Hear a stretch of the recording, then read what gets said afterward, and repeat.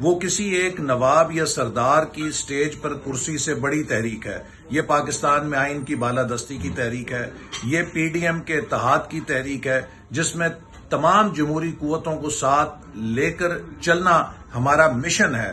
لہذا محض ایک سٹیج پہ کرسی کو بہانہ بنا کے اگر کوئی اپنی راہیں جدا کرتا ہے، یہ اس کا اپنا فیصلہ ہے، اس کی تنگ نظری ہے، اس کی اپنی ضد ہے، اس کی اپنی انا ہے۔ مسلم لیگ نون کو اس طرح کے رویے سے کوئی فرق نہیں پڑے گا۔ سب سے افسوسناک بات ہے، سیاست میں رائیں جدا ہوتی ہیں، لیکن جس بیانیے کی وہ بات کر رہے ہیں اس کا انہوں نے کبھی مجھ سے ذکر نہیں کیا، اس جماعت کی کسی اور بات سے ذکر نہیں کیا، اور نواز شریف صاحب کا بیانیہ کہ ملک آئین اور قانون کے مطابق چلے، اس سے سارا پاکستان اتفاق کرتا ہے۔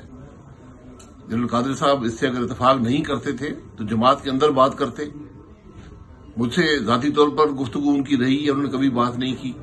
تو آج ایک افسوسناک بات ہوئی ہے، اور ان باتوں کو ذاتی بنانا یہ جنرل قادری صاحب کی اپنی سیاست کی بدنامی اور ناکامی ہے، اور یہ میں تو سمجھتا ہوں کہ پی ڈی ایم کو جو بیانیہ ہے یہ اس کو تقویت پہنچاتا ہے کہ آج وہ لوگ جو شاید ہماری صفوں میں نہیں تھے، جو ملک میں آئین کی بالادستی نہیں چاہتے، آج وہ اپنے اصل گھر پہنچ چکے ہیں۔